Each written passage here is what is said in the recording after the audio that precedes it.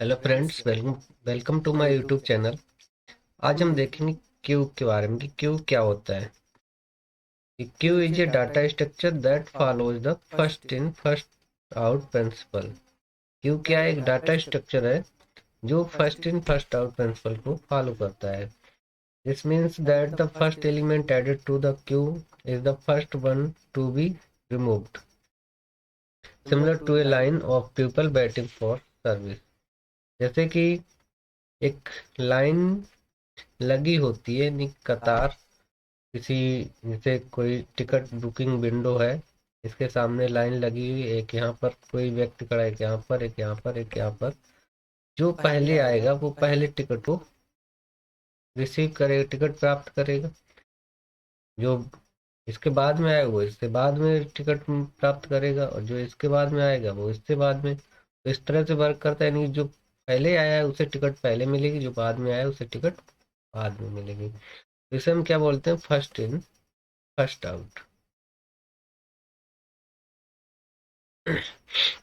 अब characteristic of queue. Characteristic देखते हैं। इन क्यू मीन्स होता है adding an element to the back of the Q.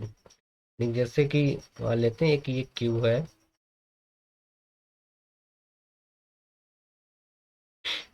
0 1 2 3 4 5 6 7। अब इसमें एक फ्रंट होगा और एक रियर होगा। यानी फ्रंट जो सबसे फर्स्ट एलिमेंट होता है उसे फ्रंट बोलते हैं, और रियर जो सबसे लास्ट एलिमेंट होता है उसे रियर बोलते हैं। जब इसमें पहला एक ही एलिमेंट है तो यही फर्स्ट होगा और यही रियर होगा। इसमें अगर और हम एक एलिमेंट बढ़ा दें तो अब रियर कौन सा हो जाएगा? 1 नंबर वाला। फ्रंट क्या होगा?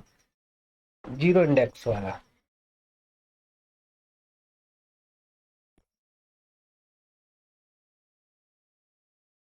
अगर इसमें एक और एलिमेंट इंसर्ट कर दें तो मेरा रियर क्या हो जाएगा? 2 इंडेक्स। और फ्रंट क्या होगा? फर्स्ट 0 पर है, वही फ्रंट रहेगा।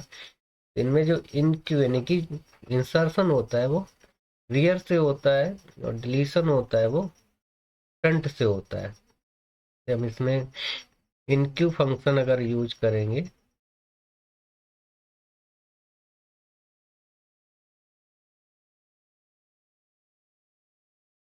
हमने कोई एलिमेंट अगर इसमें इनक्यू कर दिया 40, तो ये क्या होगा? रियर से इंसर्ट होगा। अगर ये डीक्यू यूज कर दिया,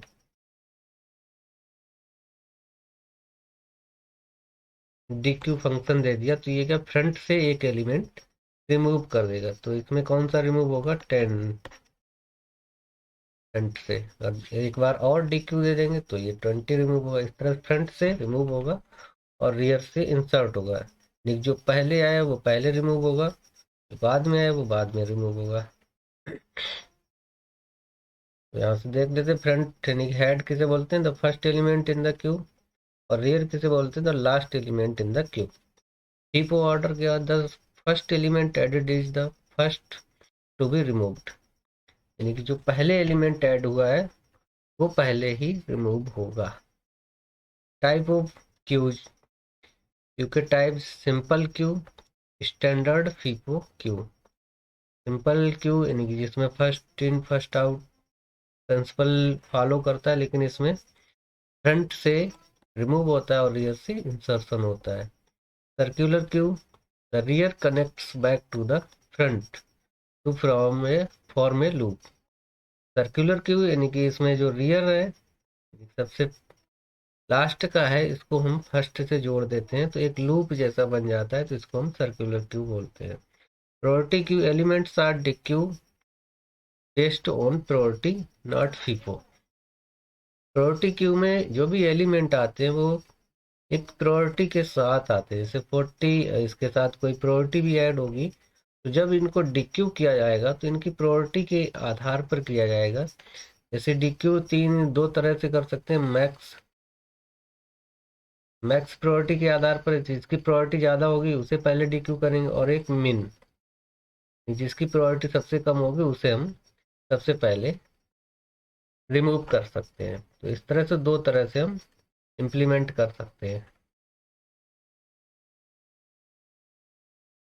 DQ यानी double ended Q, allows insertion and removal from both sides.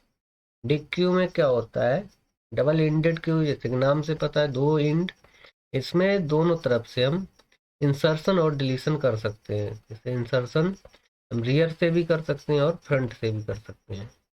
इसी प्रकार डिलीशन भी हम रियर से भी कर सकते हैं और फ्रंट से भी कर सकते हैं। ये तो थे टाइप्स ऑफ क्यू। अब देखते हैं कॉमन यूजेस। टास्क शेड्यूलिंग यानी जैसे प्रिंटिंग क्यूज। सीपीयू शेड्यूलिंग, जैसे कि हम प्रिंटर है, इस पर हम प्रिंट आउट निकालना चाह रहे हैं, तो हम यहाँ इधर से कोई सिस्टम लगा है, वहां से हम कमांड देंगे, तो जो पेज पहले पेज की कमांड दी जाएगी वो पेज पहले प्रिंट होगा, जिसकी बाद में दी जाएगी वो बाद में। यानी कि ये क्यू के आधार पर आते हैं। जो पहले आया वो पहले प्रिंट होके निकल जाएगा, जो बाद में आया वो बाद में प्रिंट होगा। तो ये प्रिंट क्यूज, प्रिंटर में जो यूज होता है वो यही मेथड यूज होता है। सीपीयू शेड्यूलिंग में भी यही मेथड यूज होता है। Managing request in web server, web server पर भी रिक्वेस्ट के लिए यही क्यू यूज होता है। जो पेज हम पहले रिक्वेस्ट करेंगे वो पहले ओपन होगा। It's a data structure where elements are added at the rear and removed from the front।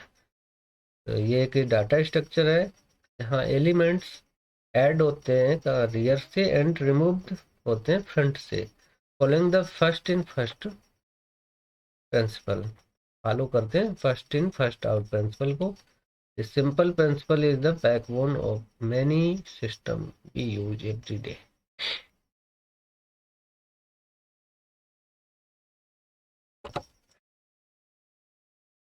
हम जैसे रियल लाइफ में इमेजिन करते हैं कि जैसे एक कॉफी शॉप है,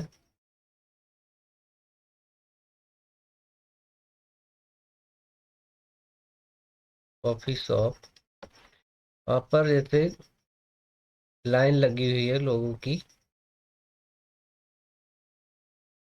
तो ये कस्टमर फर्स्ट है,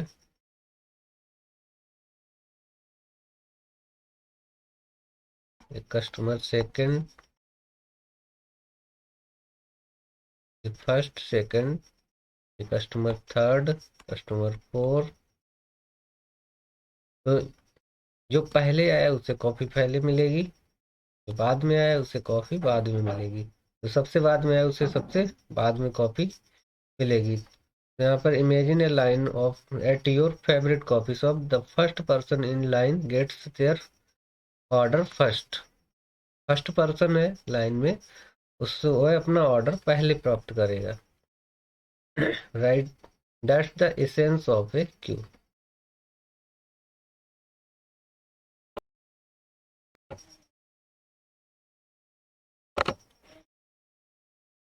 चलिए हम अब इम्प्लीमेंट करते हैं।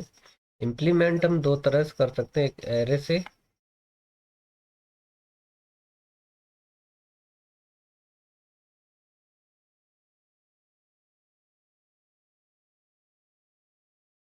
एरे, और दूसरा लिंक्ड लिस्ट। यहाँ पर हम एरे से इसको इम्प्लीमेंट करेंगे। जैसे हम एक एरे ले लेते हैं,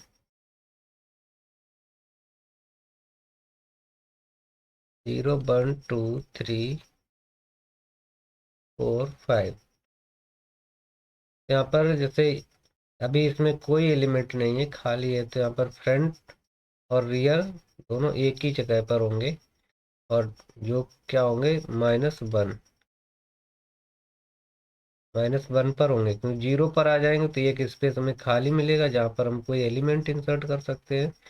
लेकिन यहाँ पर कुछ है ही नहीं, तो हम इसे -1 मानकर चलेंगे। यहाँ पर हम हेडर फाइल लगाते हैं, जिसे ये प्रोग्राम किसके लिए हम कोड कर रहे हैं, program for you.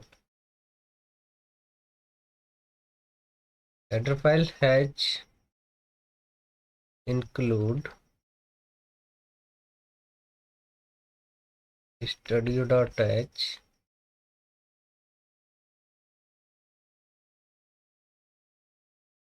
main function curly braces। हम यहाँ पर वेरिएबल ले लेंगे इंट आई ले लिया लूप चलाने के लिए, f इक्वल टू -1 लेंगे और r इक्वल टू भी -1 लेंगे। एक n ले लेंगे साइज के लिए,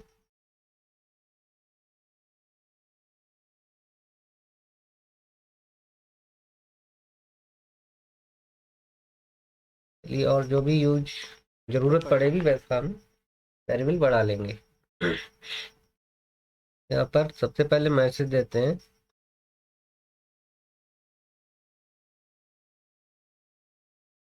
printf inter queue size. Q का साइज पहले हम इनपुट करा लेते हैं, तो स्कैनर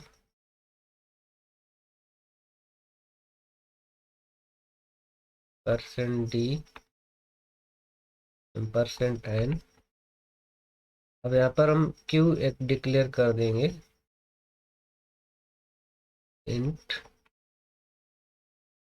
क्यू, इसका साइज रख देंगे n।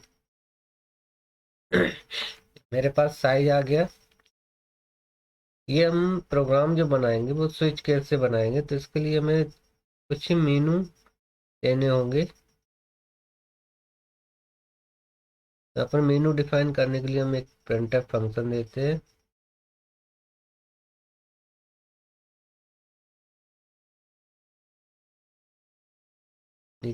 One for in Q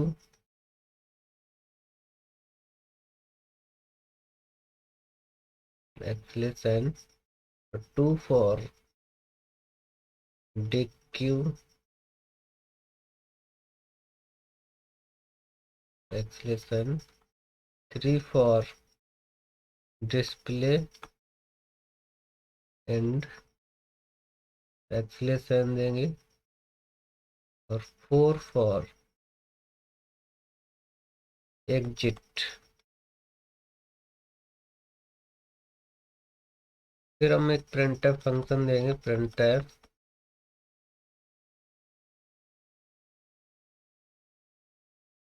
inter any choice.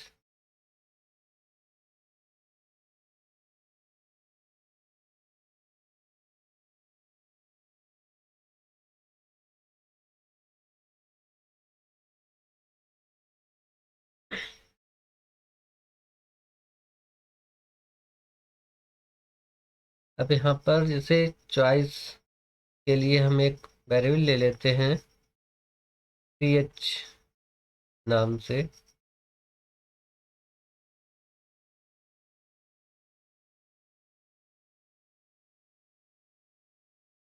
और एक वैल्यू के लिए वैल्यू ले लेंगे, वैल्यू इंसर्ट कराने के लिए।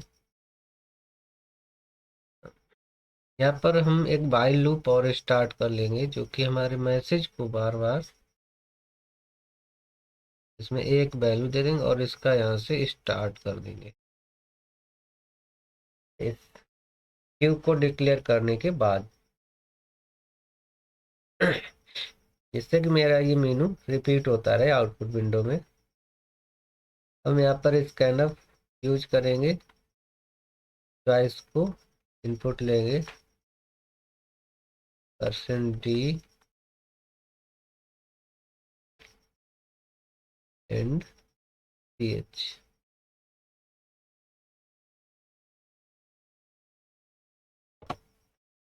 अब यहाँ से हम स्विच केस स्टार्ट करेंगे और इसमें वही ch वैल्यू दे देंगे। तो ओपन करेंगे कर्ली ब्रेसेस और केस फर्स्ट देंगे।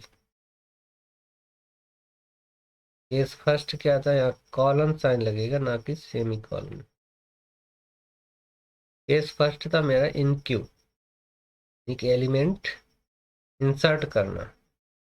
तो इसमें पहले हम कंडीशन चेक करेंगे, इफ कहीं क्यू मेरी फुल तो नहीं है। If r equal to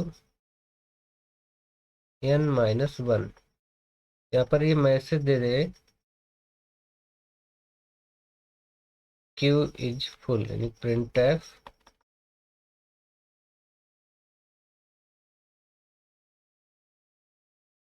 q is full.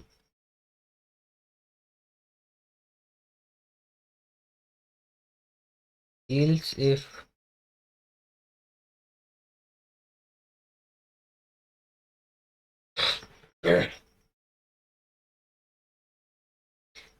else if यदि f equal to -1 and r equal to -1, दोनों अगर -1 है यानी कि q बिल्कुल खाली है, तो क्या करें, f इक्वल टू 0 कर दे और r इक्वल टू भी 0 कर दे, और यहाँ पर कोई वैल्यू इंसर्ट कर दे। तो यहाँ पर हम एक प्रिंटफ फंक्शन लगाएंगे, यूजर के लिए मैसेज देंगे inter any value,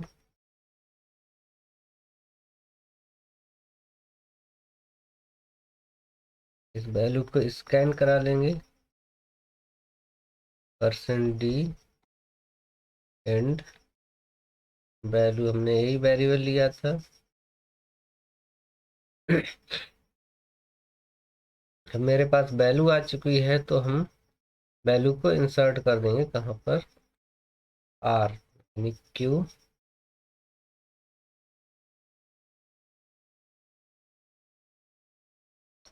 sorry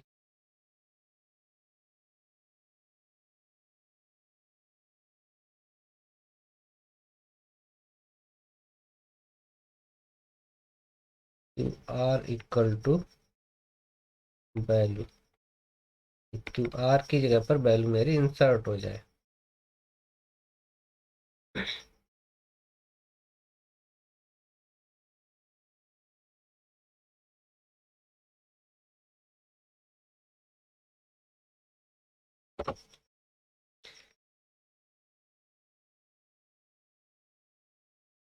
ills shift का कर्ली ब्रेसेस क्लोज कर देंगे। इसके बाद इल्स यदि दोनों कंडीशन फॉल्स जाती हैं, तो उसके लिए एक तीसरी कंडीशन फिर देखते हैं। इल्स यदि मेरी फुल भी नहीं खाली भी नहीं, तो उसमें कुछ एलिमेंट होंगे, एलिमेंट अगर हैं तो वहाँ पर आर की वैल्यू एक इंक्रीज करनी है, तो आर प्लस प्लस, और फिर हमें मैसेज एक आ जाए प्रिंट एफ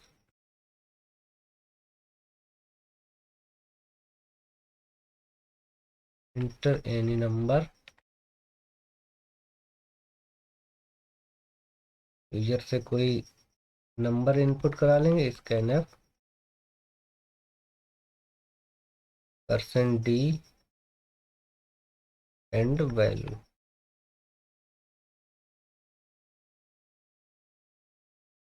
और ये वैल्यू कहाँ पर डाल देंगे, q r equal to value.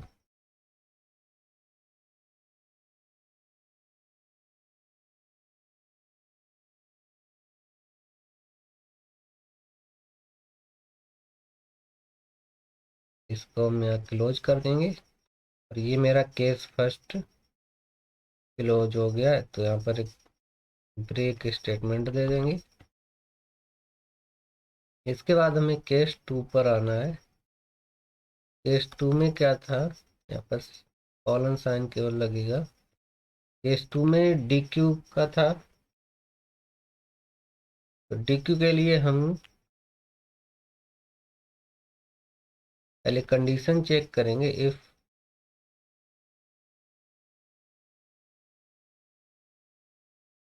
r equal to -1, यदि r की वैल्यू -1 है, तो ये क्या प्रिंट कर दे, कर्ली ब्रेसेस, और यहाँ मैसेज प्रिंट कर दे प्रिंट एफ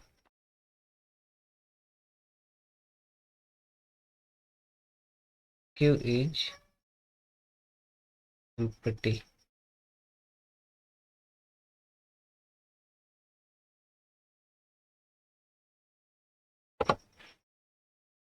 यदि क्यू एम्प्टी नहीं है तो यानी कि इल्स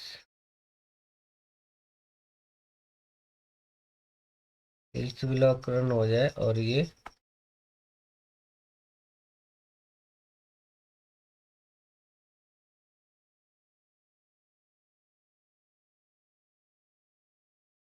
पी पर जो वैल्यू है वो डिलीट कर दे, यानी कि एक मैसेज दे दे पहले, printf डिलीटेड आइटम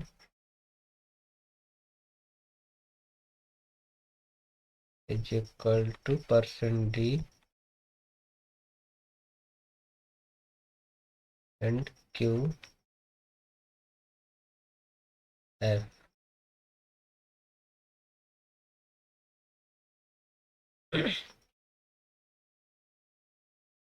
और क्यू एफ की जगह पर 0 इंसर्ट कर दे, क्योंकि बाय डिफॉल्ट खाली जो इंडेक्स होता है उसमें वैल्यू 0 ही होती है, तो यहाँ पर क्यू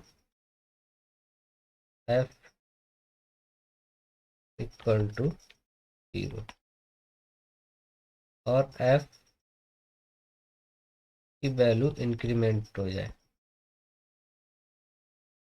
क्योंकि जो वैल्यू हट चुकी है तो अब एफ मेरा एक इंडेक्स आगे बढ़ जाएगा। जैसे कि ये एक एरे है, इसमें कुछ एलिमेंट्स थे,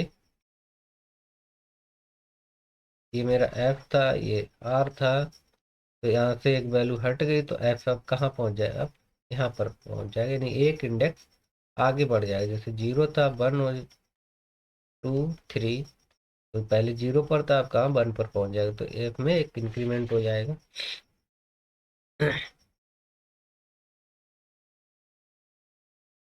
एल्स ब्लॉक ये ब्रेक कर दें और यहाँ पर हम ब्रेक स्टेटमेंट दे देंगे। इसके बाद case third,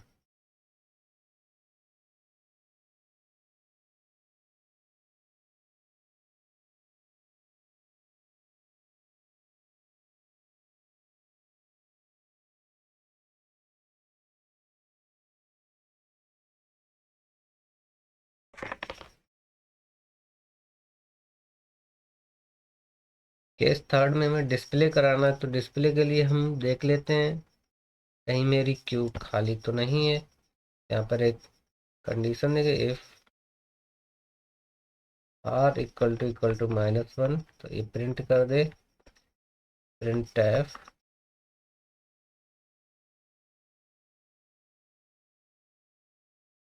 Q is empty.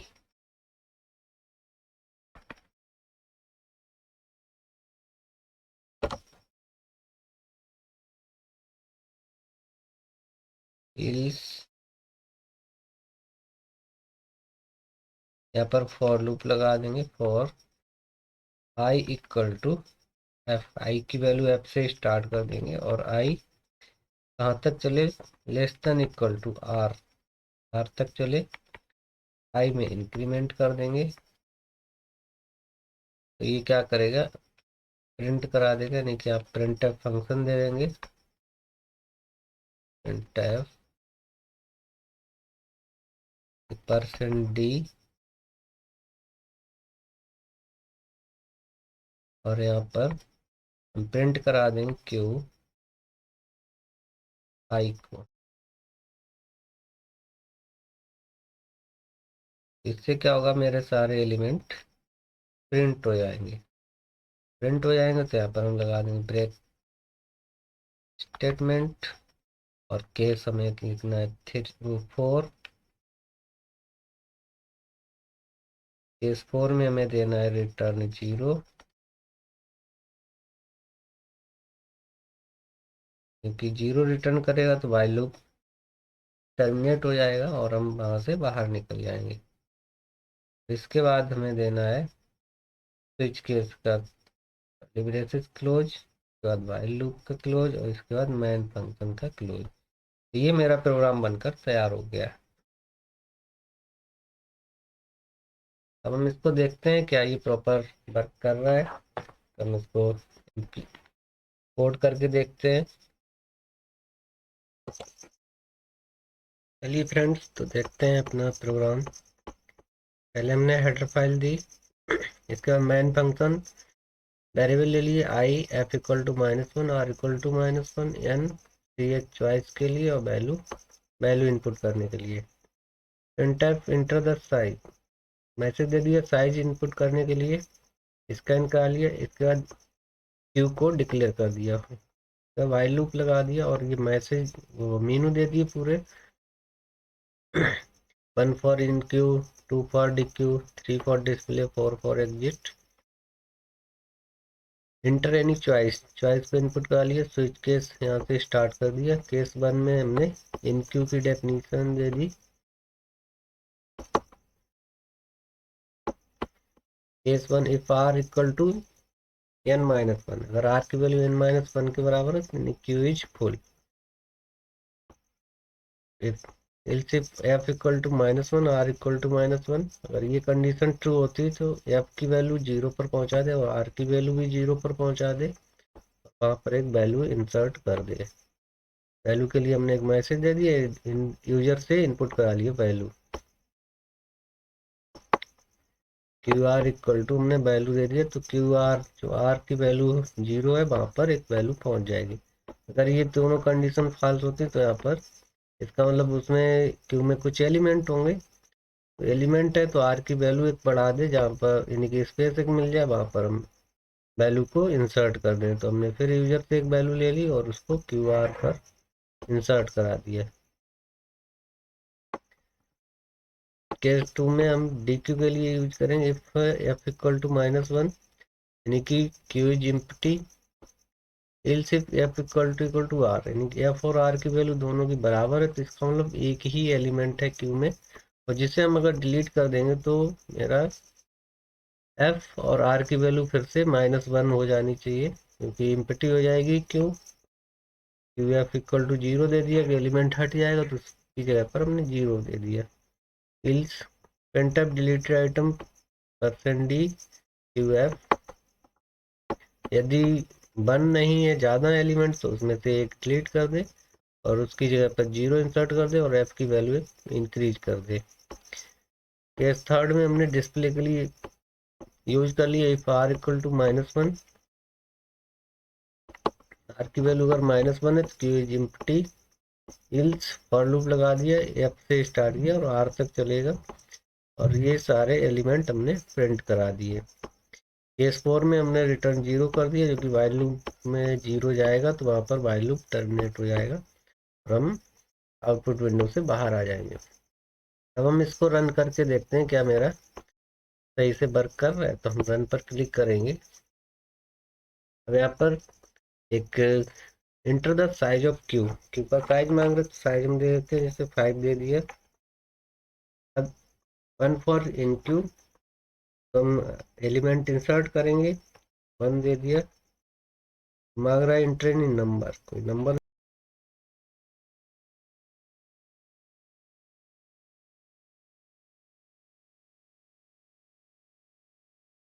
फिर हम इंटर इन नंबर 1 फिर देते हैं। फिर एक वैल्यू मांग रहा था, हमने 88 दे दिया, फिर 1 देते हैं, 28 दे दिया। हम इसको डिस्प्ले कराकर अगर देखेंगे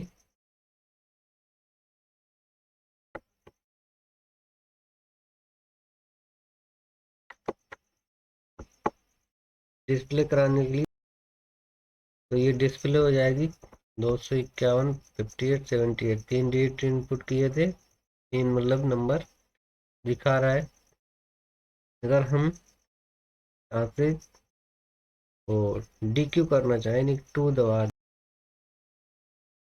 मेरा डी क्यू हो जाएगा, देखो डिलीटेड आइटम 251, डिलीट कर दिया। अगर हम फिर से डिस्प्ले कराना चाहेंगे तो इंटर करेंगे, तो ये 2 एलिमेंट जो बच्चे हैं वही प्रिंट हो रहे हैं, डिस्प्ले 58, 78। अब मेरा भी प्रोग्राम सही से वर्क